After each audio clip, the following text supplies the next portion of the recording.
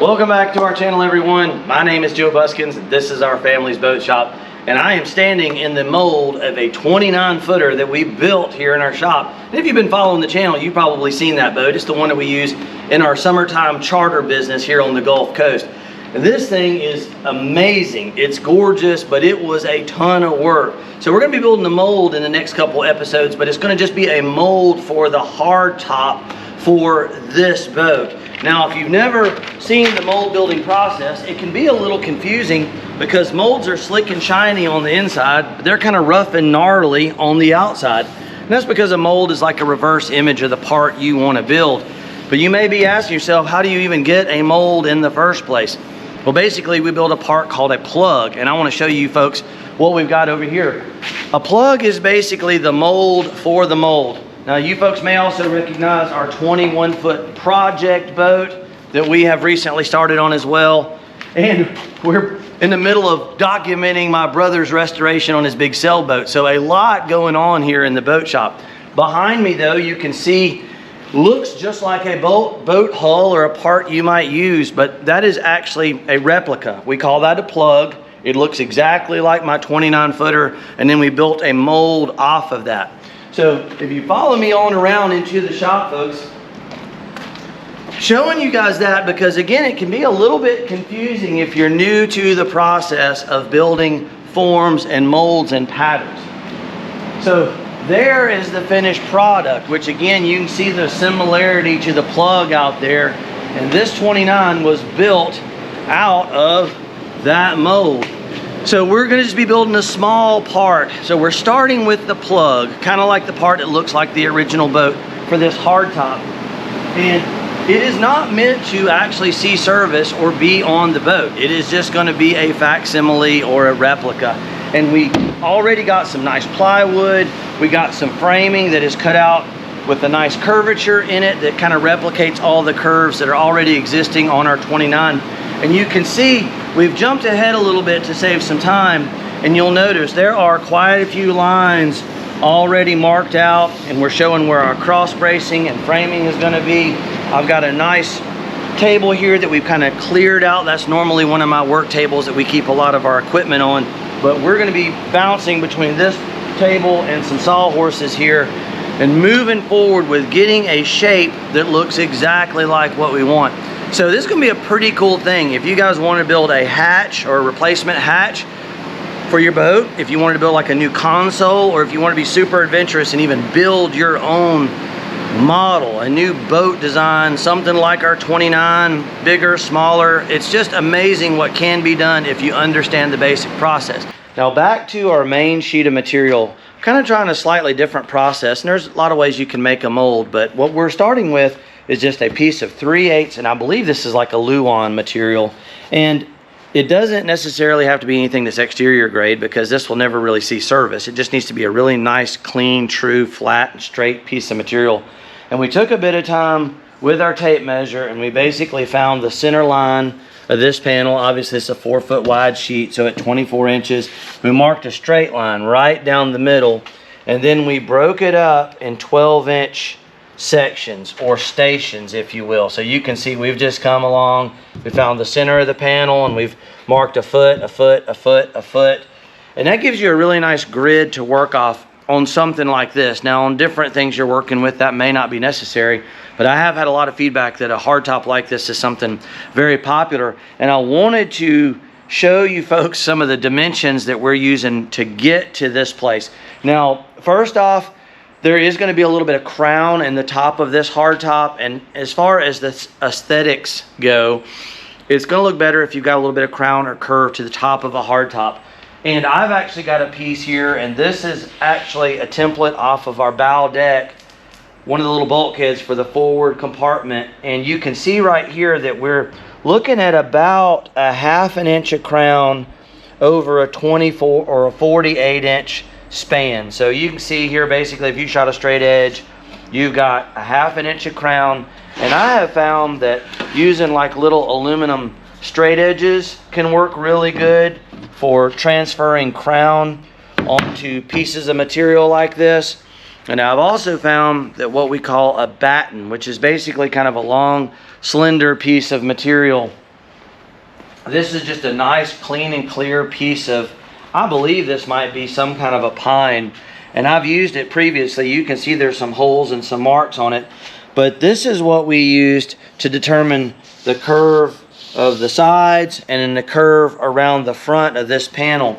And if any of you folks wanted to duplicate what we're doing out here, this is going to be the front side of the top. And we've got more curve in the front than we do in the back.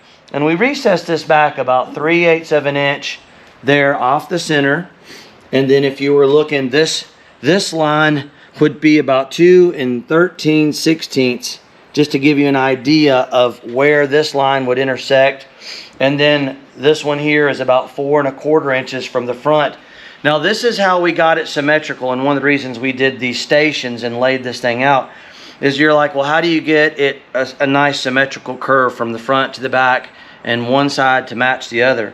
So basically we'll use a batten and curve it around one side, and we'll take those measurements off of each one of those stations, and then it's real easy just to transfer over and make a little mark on the other side. And again, for reference, if you wanted to replicate this part, we got 2 9/16 on that measurement right there. We've got 1 3/4 inches on that measurement right there. We got 7/8 on that measurement there. And then obviously you can see we're looking at 3/8, 1/8, and then we're down to 0, 1/8 again, and 5/16. If you transfer this all the way out to the end, you're getting 5/8. Now, this is just what we're doing on our particular boat. And the idea is that it kind of matches the curve or the shape of our hull side in general. But you don't have to do that. But if you wanted to build the same one, those would be the measurements. And you guys may laugh, but a lot of times to get the radiuses and curves that we want, you're going to be just using some household items. Like if you got something like a pot or a potting plant or a 5-gallon bucket, if you'll notice this curve right in there is all we did was just used that planner, and that was something I had here around the shop, and I kind of keep an assortment of those kind of things to transfer different radiuses or radii. Sometimes a lid off of a 1-gallon container or a 5-gallon bucket. It doesn't have to be some crazy mathematical equation to get those curves. Just find a radius or a curve you like and find something you can transfer to. And I like just a good ink pen in a lot of cases if you're trying to get a really sharp mark, and then something like a Sharpie, your good standard, you know, like a Sharpie marker is going to be something we use all the time when we're building something like this. Now we've got a couple other items that we've already prepped and gotten ready. We've got a series of battens or strips that we have ripped down really precisely back there in our table saw. We've already cut a couple frames that we're going to be supporting this top on. And then here you can see we have already cut a whole series of 2x4s that we've got that 1/2 inch of crown in the middle over a 4-foot span. Okay folks, we're fixing to rip this down a little bit. I'm going to start with our Bosch, just a good old circular saw. Nothing super fancy. We sourced this from our local Lowe's. I do like Bosch equipment. We're going to see if we can nip this off. Now one thing I've found a lot of times is instead of trying to get the line just super precise with your circular saw or with your jigsaw, a lot of times we'll get very close and I'll use my little grinder to shape it and get the final detail. So that's kind of what we're shooting for. Some good eye protection. We got a fan moving, some air zipping along, and we are fixing to nip it off a little bit.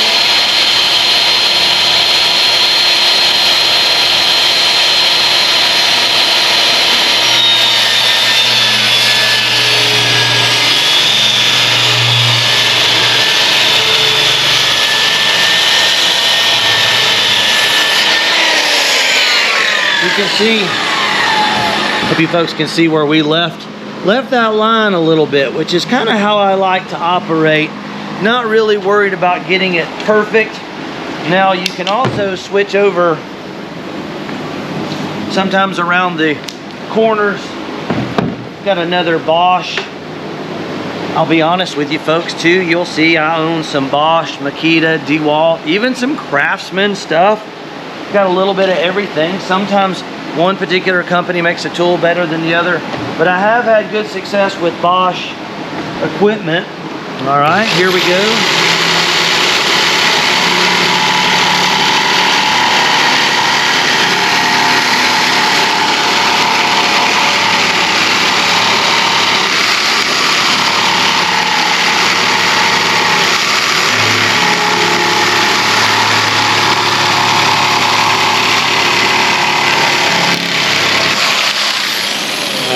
And again, it is quite all right because you guys know I love my little high-speed grinders. That's a little DeWalt unit there.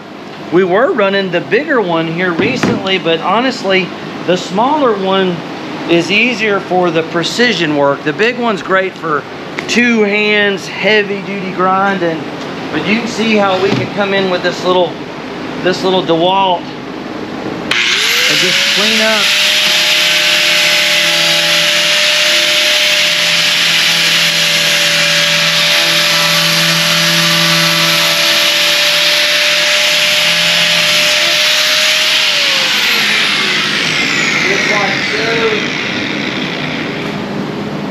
And then 3M makes these fantastic little hook and loop blocks. That's a 05687.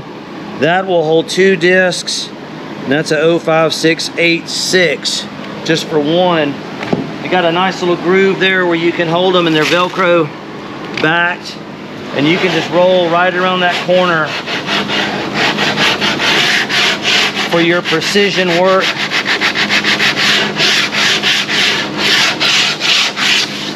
Look at that. Not too shabby.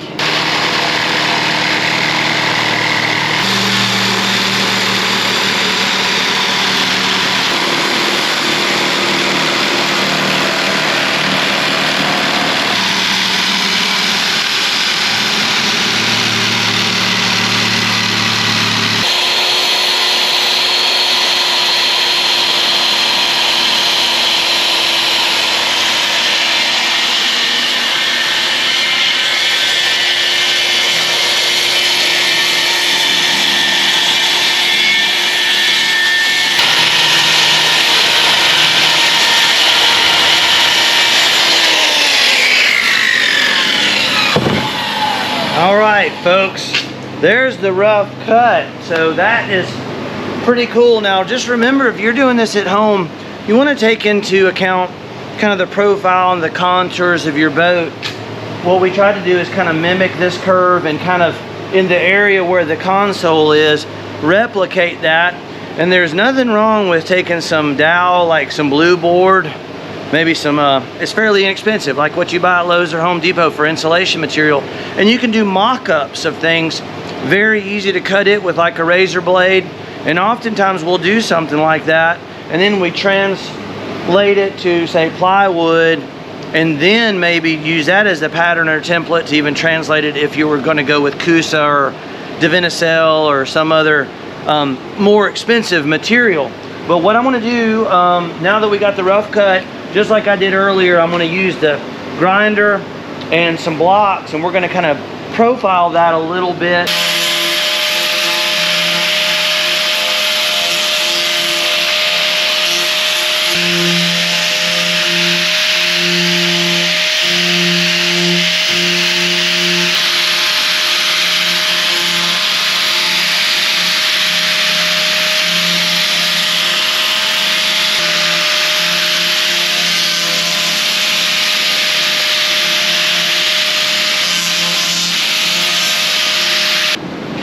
And now that we've cut everything down, kind of the same deal, that last little bit.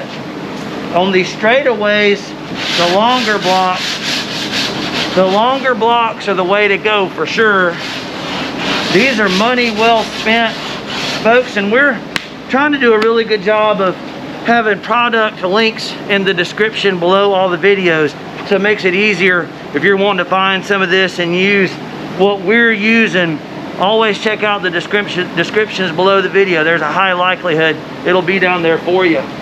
Just remember to keep a light hand, keep it nice and square to the material.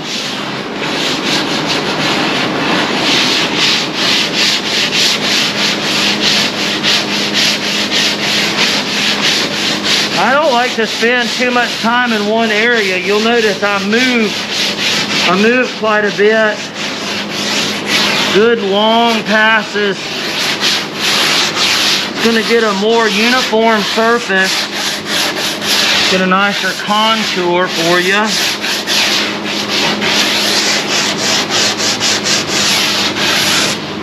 Do a little bit, check it. Do a little bit more, check it again. Next thing you know, it'll be done and looking right.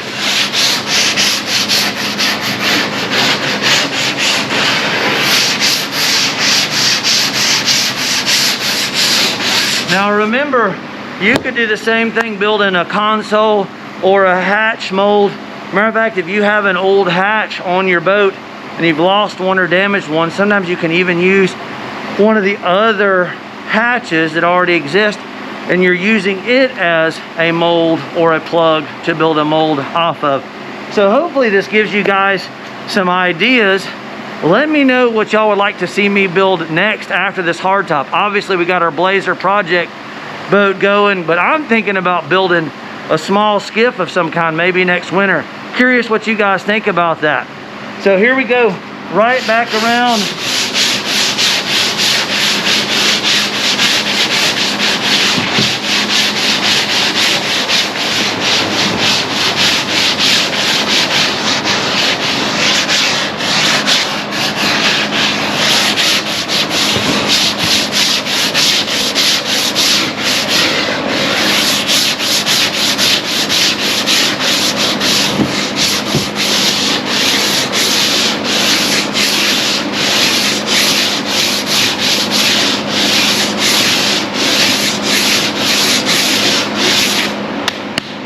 We've got the mock-up piece up inside of the 29 and kind of just propped it up there. Highly technical here, folks. 5-gallon bucket, several life jackets, and a tackle box, and a trash can and a cooler. We just wanted to be sure we liked the way it fit. Now, obviously, I had done some measuring and checking, and based on the past one that we built on our other boat, I kind of knew ballpark where I wanted to be. But this is a Key West style top. So you can see the rods go outside and it's a very compact unit. So we're maximizing fishing space. That is the main priority. We really want just some protection in that 10 o'clock to 2 o'clock zone, the most intense part of the day. But we want to be able to cast and have plenty of room for our clients to work their baits. And just a little bit of shade and protection, the most intense part. But it's kind of nice to see. You can get a mock-up what she looks like, and I would highly recommend doing this kind of thing like when you're working on your own projects. It's a good idea to prop it up there before you go full permanent and be sure that you like what you see. Now's the time to catch it, because there's going to be a lot more work to do once we get beyond this phase. That is for sure. There we go. You can see that for a boat this size, it is quite compact, but all of the uprights and the aluminum bracing is going to be based off of the console on this one. So there will not be any pipe work extending off the legs, and we won't have any bracing back here again, because this is primarily a fishing boat. Now, if you were building a larger one, obviously you'd want to factor weight distribution and overhangs and whatnot, but one this size also works really good with 4x8 material, and that's one of the reasons we're using just one single sheet of plywood, is because most of your core materials come in a 4x8 as well, and it's just a good way to utilize the material. All right, folks, we have made it back to the next phase of things. What we've done is we've taken the template down off the boat. Obviously, we've moved it down at deck level, and the frames that we're going to be using to put the curve in each piece, I went ahead and we lifted this thing up, and I went ahead and tacked it. I put one screw in the end, one screw in the middle, one screw on the very other end, so that these frames are now solid and in place right on the marks that we had laid out earlier. So we got fairly even spacing there, and we've got them screwed down, just kind of tacked in place lightly.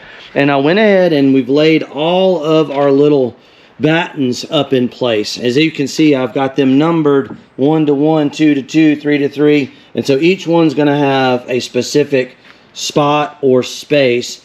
And I left them set back about 1/2 inch or so from the actual outer edge of our panel, and did the same thing here up front. We cut it back, and I may trim that a little bit more, but same deal. We've numbered these up front so we know which way is facing forward, which way they're numbered.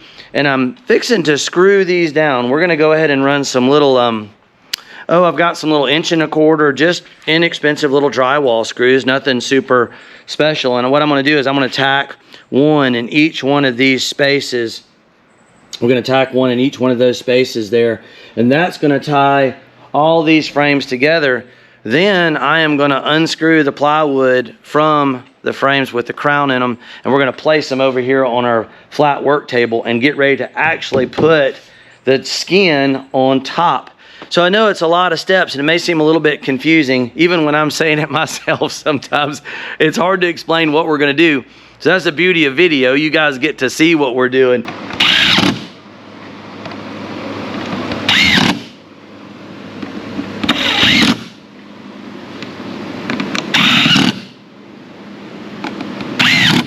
All right, there we go. We have slacked it off. Again, we had this screwed underneath, and we're fixing to transfer it over here to our other work table. So it's moving right along.